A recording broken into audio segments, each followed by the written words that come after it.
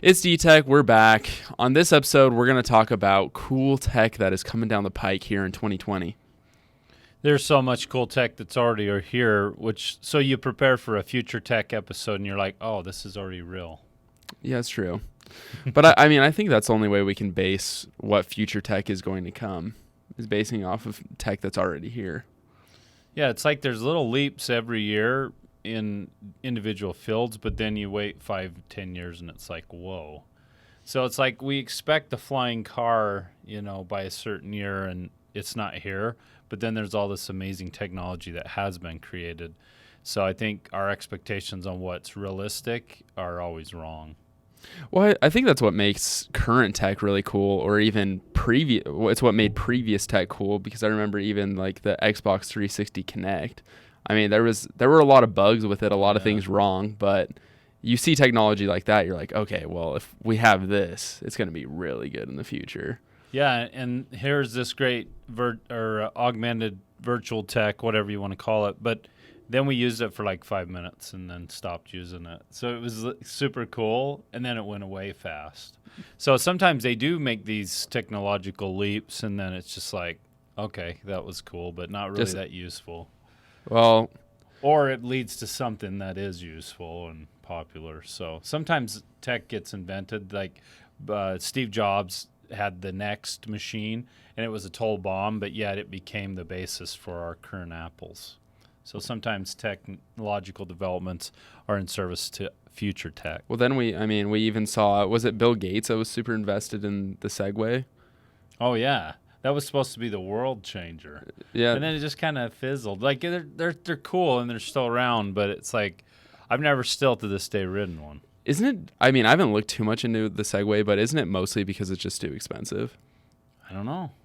I don't know why. Like, I see sometimes there's like tourists. There's an office here, or at least it was, where they would rent those out, and now it's just gone. So I don't know what. Well, I think it's just really interesting what stands out to humans, because for me, like, I think the Segway is actually really cool, but that wasn't that popularized. But then the so-called hoverboard was super popularized, which is the worst version of a Segway, I feel like. Yeah, but I guess it's hands-free, though. Well, we had one at my house, and it had really big wheels. It wasn't like the small ones you usually see, the cheapies. It was actually nicer and had really big tires. So I used to and it had a Bluetooth enablement, so you could play a speaker and play music while you'd cruise around the house. So I actually enjoyed that one, but it would go really fast. Mm-hmm. Well, I think that's what's sad about people who make these groundbreaking inventions, because it's not always the first person that comes to market. It's usually the second or third to market that really hits. Yeah, the one company just copies the tech of the one that did all the original research and development. And then, but going like on the Segway, like I remember they just called it for a while. Like it was going to be this revolutionary thing. It had the it factor. Yeah. And then when it came out, it was like, oh, that's really cool, and now here we are. So yeah. Well, did you ever have a MySpace? Oh yeah, of course. See, Facebook was like the super popular social media that everyone has. Like 2 billion people have a Facebook. Yeah. But I thought MySpace was cooler because you could customize your profile. I just remembered it was kind of a mess after a while because you'd get spammed like crazy, and there was always unsavory content. But there's also good, like, musicians took advantage of it. I remember a lot of bands were big on MySpace, or the comedian Dane Cook got super popular from MySpace. He did? Yeah. Oh my gosh. He did. So the punch a shark guy, I remember him. Well, we were going to do this episode on cool tech. Most of it, though, it's already exists, and so we were looking at some different products that have come out. And I guess what's some of the ones one of the ones that stood out to you? Well, I think the ones that really stood out were the new weapons. Oh yeah, weapons of mass destruction. Oh man, tell us about it. Well, it's like, I don't know. We talked about this on a recent podcast, but I don't know. I think what's kind of scary about it as I was watching this is how it's not a secret. Because I think these weapons would be really cool to have if you're the only one that knew about it or the only one that had access. But once everyone has it, then it's not going to be as cool anymore. because the one that really stood out to me was the gun that could shoot around the corners. Oh yeah, Had the bent barrel, which is cool if you're the only one that has it, but if everyone can do that, then it's kind of scary. Well, and it does make you wonder, like, what developments or technology are hidden from us in the public. Like, I know in our last broadcast we talked about the drones that have cameras on top of them. They can carry 2,500 kilograms of weaponry, but they have cameras on the top and then the LED panel on the bottom, so they record the sky and then broadcast that on the bottom of the drone. So you literally can't see these things. Right. And so that, to me, is a little freaky. Like, but then speaking of drones, there's this thing called heat vision, and specifically being developed in China, takes out unwanted drones or keeps them out of a specific area. So there's scanners and lasers. They even have this handheld self-aiming rifle that you can aim towards a drone to bring it down. So that was actually pretty freaky. That was really interesting.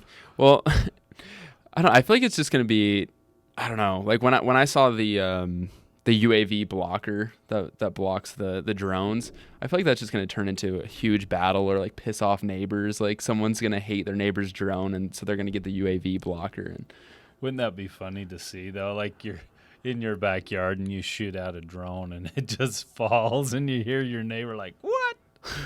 Oh, that'd be great. I think it'd be pretty funny. So there's always a counter weapon to each weapon. You were saying there was a double-barreled Glock or something? Yeah. There was in the videos I was watching, there was a double-barrel Glock, double frame, double barrel. Each side has 25 rounds. One of them was semi-automatic, and the 18C. So there's the 17, the 18C. The 18C is fully automatic. Wow. Double-barrel Glock, automatic. Unreal. Like you'd take down a whole army with that. Which, yeah, I would, I'd feel pretty cool walking around with one. Escape from LA style. That's true. Taking down the gangsters. Right. Well, there was this other one, and you probably saw it too in that video. Just self-aiming rifles, which use GPS and video cameras and all kinds of terrain AI essentially to self-aim. Well, that feels like the real life hack. Because you hear about all these guys in video games having aimbot, where they can shoot in random places and they'll get kills.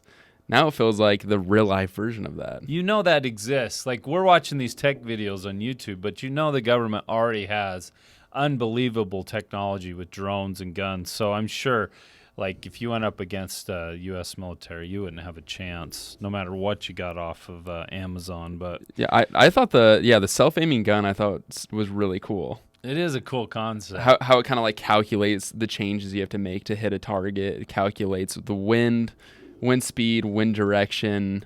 What else did it track? Position of target, temperature, pressure. It's everything. Yeah, and a human can account for some of that, but you don't have a built-in GPS in your brain and in your body, and so like you're never going to be that good of a shot. So yeah, messing with the military nowadays just seems like a automatic lose situation.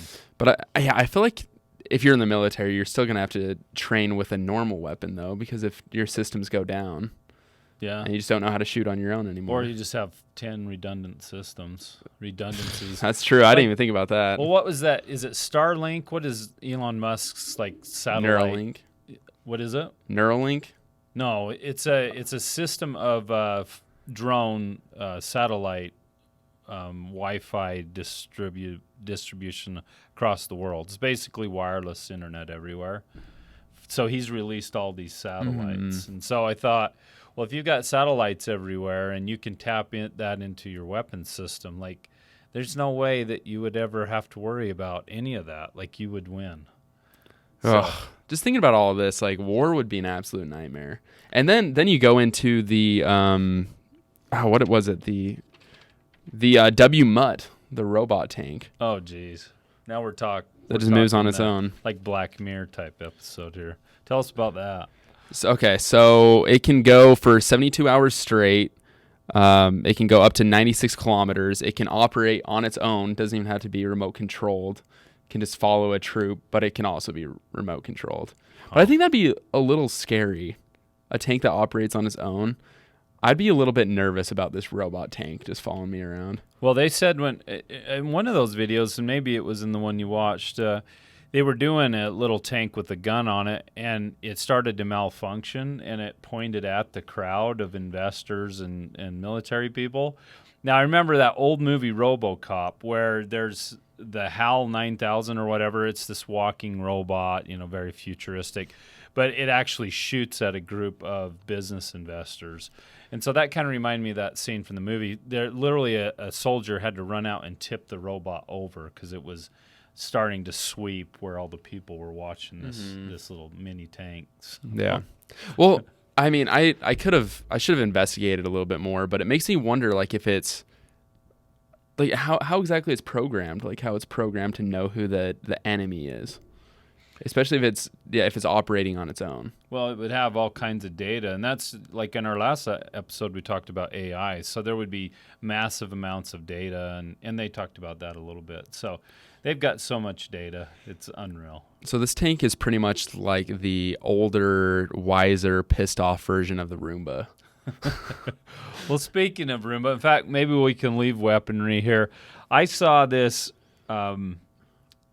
this vacuum that cleans pools, right? We've all kind of seen those, but this one had wheels, and it actually could climb stairs because it had a balancing system and some gyroscopes, so it would actually climb up these just regular stairs in the pool. So it could go everywhere, could climb the wall and everything, which blew my mind. I think that'd be a little scary if you're swimming in your pool and you just see this thing. Just from like your peripherals, you just see something climbing up the stairs. Yeah, well, I guess you'd get used to it, just like you'd get used to any of this technology. We talked about that, how AI has been implemented into our lives, but I guess we could just go into, in fact, we're talking about kind of self-driving things. I did a lot of research into self-driving trucks because you always hear about that. Do you fear self-driving trucks? I don't really fear self-driving trucks. It makes me a little bit worried for truck drivers because they said about 1.8 million people are truck drivers. That would take out a lot of jobs. $700 billion industry is trucking, and so... Well, because I was under the assumption that it would be just like a Tesla car, that all these self-driving trucks would be like a Tesla car, and that there would still be a person inside.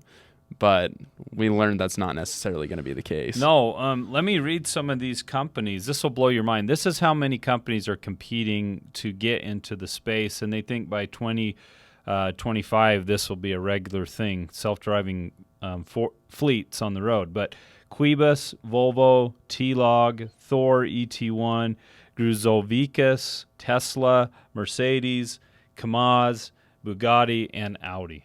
Those are all companies that either have just concepts or they're building these things. Now, Skyler, you mentioned there's certain models that don't have anybody in the truck. How do those things work? That's a good question. Well, some of them are remote controlled, like literally Right. someone is in a command center and they're looking at all these round screens, so they literally have replicated physically in the office the vehicle's view through the windshield and side windows. And so there were some really interesting configurations of these vehicles. But some of them were also completely autonomous, though. Oh, yeah. Yeah. Like there was... With no remote control. Yeah, there was there was one interview, you probably watched that, where the reporter from Vice was in the cab. He was in the back seat. There was an engineer and another safety guy in the front. So, but they did ride quite a ways down the freeway with a loaded payload. Right. Yeah. Yeah, but then as I was watching these videos, I was under the assumption that because those guys were in the truck, but then there were also trucks where there's not even going to be anybody in the truck. And the weirdest thing, in fact, I saw one where it's like a car. So what happens is you have more space for the trailer. Mm-hmm. The trailer comes over the top of the vehicle. So it's like this little electric car, a normal size car with like a magnet on top, and so the trailer comes over it. So it gets a whole nother cab space worth of cargo storage. So that's even more efficient. But the torque on an electric vehicle is super strong. Mm-hmm. Which those trucks looked a little scary. Yeah, I feel like those are some things that you see in the movies, which I think would be weird. It would be like you're driving down the freeway and you'd think the robots are among us. Yeah, well, the Gruzovicus. In fact, that reminds me. I wrote here my notes, freaky. Reminded me of the trucks in the movie I, Robot. This big, flat thing with no doors or windows or driver, very slim, much larger capacity because of no cab. And they're much more stable on the front axle because there's no cab. It's all electric. And these vehicles can haul up to 80,000 pounds, which is the industry's highest class of trucks that they can tow currently. They can do 300 miles on a charge and they have a 22-inch touchscreen inside of it. $150,000 a truck. And to me, that's normal. I had a friend who was a trucker. That's about what he spent on his truck. So these things are actually getting closer to being reality. And there's a couple companies actually testing them. So they're on the road with you. It's crazy. But overall, as far as safety goes, I'm not that afraid because I think when you see a big truck on the road, you already assume that they're going to drive how they want and drive like crap. Yeah. They're already seemingly not that concerned about other cars on the road, so that's true. We're always a little extra cautious when we're around trucks anyway. Well, these trucks, that one interview, they stopped at a truck stop, ironically, and they actually had some truckers come out and look at this self-driving truck. And they were really impressed by it and also kind of ticked off because they're like, this is a threat. Yeah. It definitely seemed like he was nervous looking at this piece of machinery. And he was questioning it. He's like, was that loaded or unloaded? How was it against the wind? Well, and they said, yes, we've run this a long ways, fully loaded and unloaded. And the guy kept saying, oh, wow. Like they kept countering everything this truck driver would say that a human had to be there. And so, yeah, it was. I felt bad for them. They were like wagon wheel makers, like they're going to be outmoded eventually. Yeah, he was just thinking, oh crap. And then at the end, he was saying, he's like, yeah, like I take great pride in, hauling all this cargo, being responsible for the food and everything else in your home. And they're like, what would you do if you couldn't drive trucks anymore? He's like, I don't know. Yeah, it's his life, his livelihood, and his lifestyle. So you feel bad for him. You do. Well, and here's another one. Delivery drivers, taxi drivers. Quibus is one of these things, but they're a remote driver vehicle, and they do package deliveries. So you literally have a non-driver vehicle pull up to your house, door opens with the package there, and you walk up and I assume you pay there or you've paid, but you grab your package. So there's delivery drivers, which are in some senses being outmoded. So here's something I thought about just now. Like, so they're going to do packages. I wonder if they're going to do automated driving for Uber. I'm sure that's in the works. Ooh, like actually taxi and Uber. That's a really good point with Quibus because you have a non-piloted vehicle. Well, it's piloted remotely. Pull up and give you a package. There was this weird feeling of like a robot just drove to my house, gave me something. So with Uber, like if they were driverless, even if it was remote, like is that going to be a weird feeling for a while to have a empty car pull up and grab you? Or how would you feel about that? Because sometimes that's the awkwardness of the taxi services. It's like having to kind of sit and small talk with them. Yeah, you don't. But then again, I'm thinking, is that a weakness in us now where we don't want that human interaction? So are we going to be less? Are we going to be more socially awkward if we can even drive, like get an Uber with no one else in it? There will come a time though when I think these things will be ubiquitous. They'll be everywhere, and we'll just get used to it. And to me, right now, that feels so weird and foreign. Well, I wonder with Uber, if, say, they pick someone up from the bar and they're intoxicated, are they going to be able to use a car with no driver, or are they still going to require a driver if the person's intoxicated? Because wouldn't that be the same as riding in your Tesla intoxicated? Well, that sure would be a good, safe option for people that are drunk because they would get home safely. But I think at this point that's still a DUI though. Well, I mean, if you had like Uber take you home, like that actually, in fact, in the next segment, we're running out of time in this segment, but in the next segment, we're going to talk about some applications for some other technologies that will really blow your mind and could help people quite a lot in bad situations. So, yeah, it's exciting. Yep. So this is a good spot for us to take a little break. But now we're going to move into some tech trivia. That's right. Today's tech trivia gives you the opportunity to be entered into our prize giveaways. All you got to do is answer 3 questions that I'm going to read to you now and send your answers to the email trivia@infowest.com. So let's get into our questions. These are actually a little bit more difficult. Some days we have easy ones, some days they're harder. But this first question is, what was the name of the landscape wallpaper that was a default on Windows XP? I have no idea. Majesty, bliss, splendor, happiness. That was the name of the landscape wallpaper that was a default on Windows XP. Question number 2. The first 5 megabyte hard drive weighed approximately 25 pounds, 250 pounds, 50 pounds, or over a ton. Can you imagine? 5 megabytes? That's nothing. All right, our third question of our trivia here. How many GPUs did a 3DFX Voodoo 2 have? 1 GPU core, 2 GPU cores, 3 GPU cores, or 4 GPU cores? That was hard to say. All right, those are our 3 tech trivia questions. Send your email to trivia@infowest.com for your chance to win our great prizes and giveaways. Welcome back to the show. On the first segment, we talked about cool gadgets such as weapons and self-driving trucks.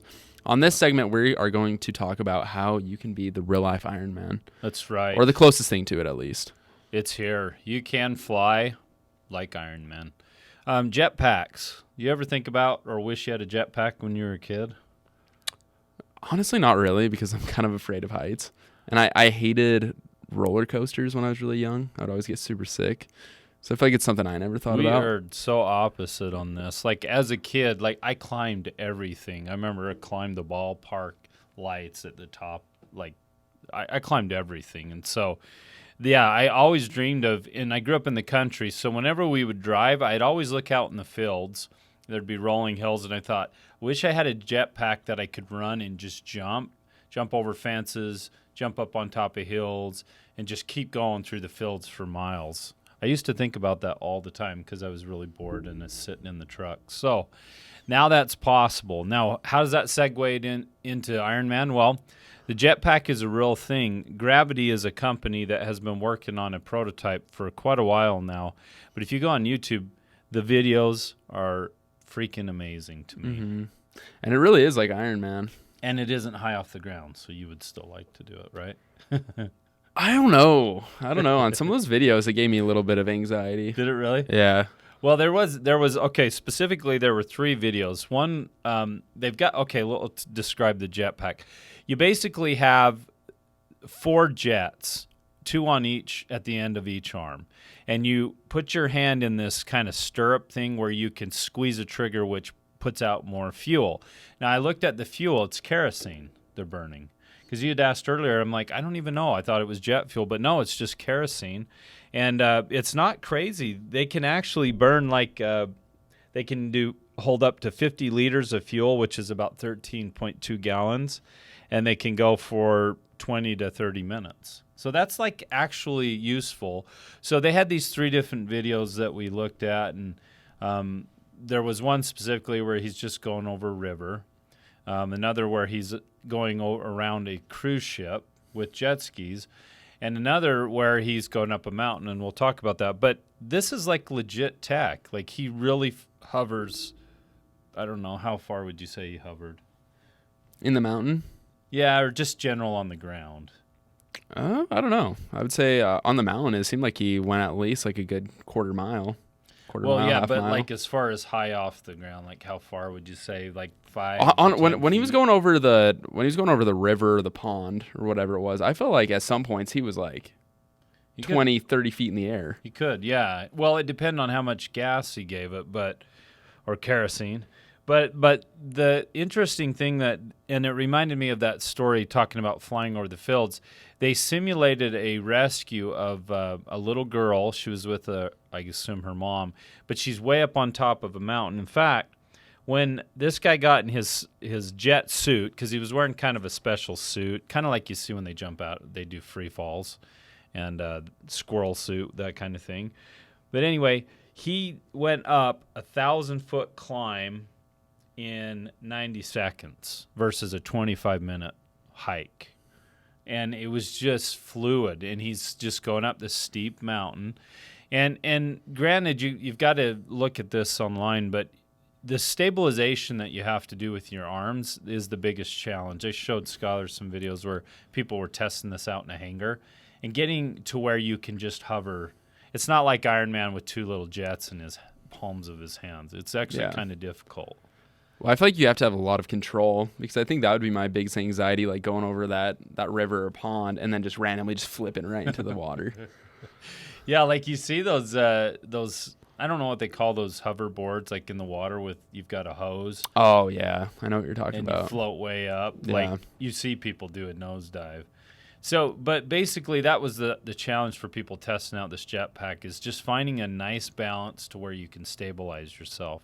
In fact, they'd even had like a silver, gold, and bronze coins for however well you did on your first try. And so it was fascinating. But this guy scaled 1,000 feet on a mountain with this jetpack in 90 seconds. Mm-hmm. And it's just fascinating to watch. Mm-hmm. And I'd do it in a heartbeat. Yeah, which I think would be incredible, actually trying to find someone who got hurt in the mountains or got lost. Oh, what else did they do, though? They had a helicopter come up to where he was. So he was able to. I think he tracked them down, lit a flare. Yeah. And then had a helicopter come down to pick him up. Can you imagine if you were injured and you're laying there and all of a sudden Iron Man literally floats down to you? Would that be kind of scary at first? But I guess if you're panicked, you're probably just excited to see anything. Yeah, it would be kind of comforting, like, oh my gosh, the future's come to save me. A literal superhero came to save me. Now, I don't think it'd be useful on a steep cliff edge. You couldn't get up there, but just on a flat or an incline that's more, steady, I guess. If someone had like hypothermia, they'd probably think that they're hallucinating. Yeah. Someone just flying right up to them.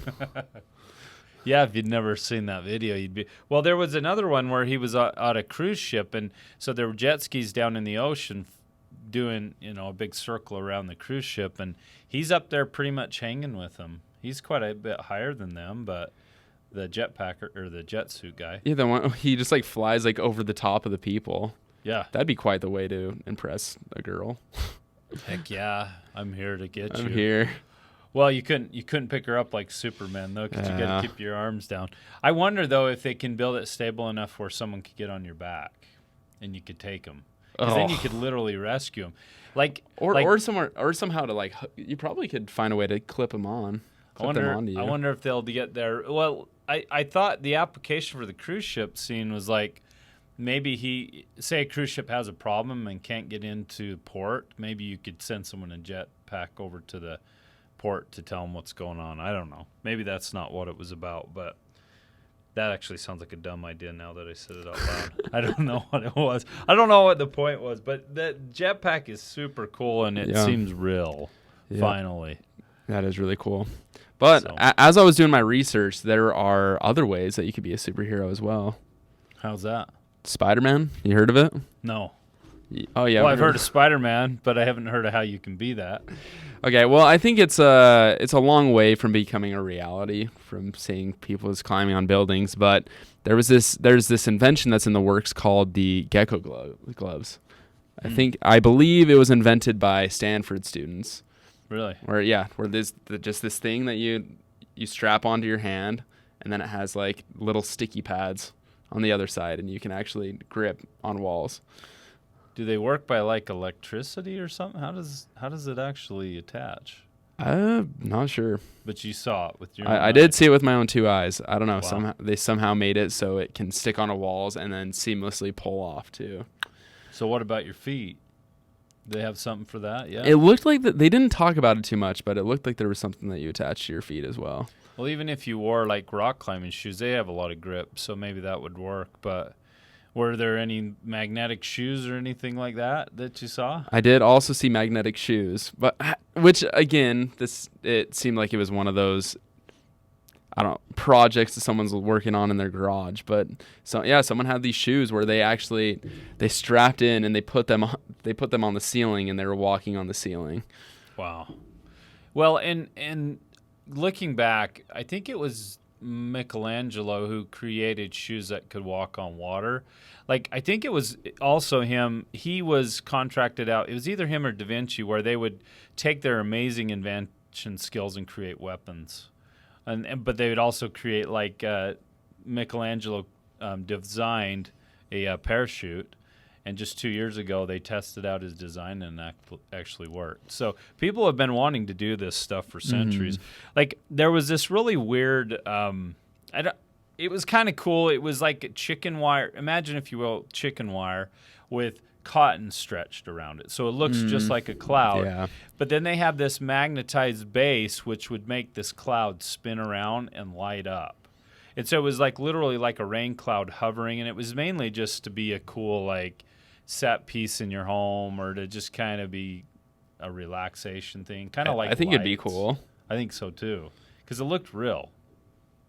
I mean, it was just one of those silly little things, but it was also like $4,900. Yeah, ridiculously expensive. So for a hovering cloud, but it did look real. Yeah, I don't know. I feel like if I purchased that, I would have to leave like the price tag next to it as well. Like they'd be like, "Oh, yeah, that's kind of cool," and then like they look down the price tag, they're like, "Oh, that's really cool." Like the sticker on your yeah ball cap rim. I saw another one, and I thought this was funny. It's called Clocky, the alarm clock that forces you to get up. Oh yeah, I saw that invention as well, and I feel like that's the only way you could have it is if you didn't have roommates, because I think you would make your roommates upset so fast. It's as effective as we have a cat, and the cat makes sure you get up in the morning. So this is basically, Clocky has big wheels on both sides of this alarm clock, and it's not too big, but it rolls. And so it rolls off your dresser or whatever and rolls through the house making noise. You literally have to get out of bed to turn it off. And I think it would be the most annoying thing and probably the most effective thing ever, because you've got to get up and get it. Oh, well, it would be, if you had a roommate that doesn't get woken up by alarm clocks, that'd be an absolute nightmare. Because I've had roommates where their alarm will go off for about 5 hours straight because they can't hear it. Oh, man. And if that was just rolling around your house, that'd be awful. But a lot of people sleep with their doors shut, so I guess I would prevent it most of the time. But yeah, I thought that was pretty cool. I mean, it would actually work. It would, because what it does is it scans the environment, so it'll go through doors and it will roll around the house. So you literally have to chase this stupid thing down. I think that'd be pretty scary, especially when you first bought it. Like, if you woke up and you saw this thing bouncing around. It might. Like, what? It's like a little dark in your room. Like, you might think it's a spider. It does light up and stuff too. Like, so it's just it's a creative idea, but I think it was for sale. I think just a couple. We have time for another product or two. Like, I noticed that there's this thing called a space 3D printer, but 3D printing has gotten amazing. In fact, this printer has a built-in touchscreen, but it prints 2 times faster than most 3D printers. It does 40 millimeters per hour, and the resolution of these 3D pieces were just unbelievable. I couldn't believe it, because we've all seen 3D print pieces now. I assume you have. Yeah. And there's lines, like you can see some higher resolution stuff, but this was just like smooth. Yeah, and I think what stood out to me is it's not an overly complex process. You literally just hook it up to your computer, and then you can print off whatever you've made from your 3D software. Yeah, and if you think creating 3D files and objects to print is out of your reach, there's a program called Adobe Dimensions, which is a product design thing, but you can import any kind of models into it that you can get free online. So you could literally start, and this is a pretty affordable printer, you could literally start using Adobe Dimensions in an hour or two. You can learn that program and you could create your own 3D objects. So I know here at our company we've got some people that like, just down the hall, they like to print and then they paint and they look pretty amazing. So yeah. So the game is just being upped. And honestly, that reminds me of Star Trek when they would transport matter. That's like the next best thing. You send your file through a virtual network and then bam, you've got an actual matter printed a piece. To me, I'm thinking that's about as close as we'll get to it. So, Here, let me bring up a scary concept to you. Bring it up. Okay. So a lot of these, the last video I watched on some of these projects, I think they're really early on. They're not about to release yet because they didn't give too many explanations as to how these things are going to work exactly. I wish they did. But there was another one called the invisible wall, where it's just like a piece of, I don't even know what the material is made of, but it's like some sort of material. And it looked like the way they're holding it, it was almost like a shield, but you can stand behind it and it still blends in with your background, with your surroundings. So where that could be really scary is what if there's like an entire military team that all has it? Well, it reminds me of the movie Sherlock Holmes when he's in this outfit, looks just like a chair. And he's sitting in the chair when Watson comes in. But this is real. This is something you could use in different environments. Well, yeah. What if someone ran into their ex-girlfriend in public and then just like invisible sheet? Or introverts who don't want to be seen. Or Halloween. That would be great on the porch. You could really scare people. That would be pretty good.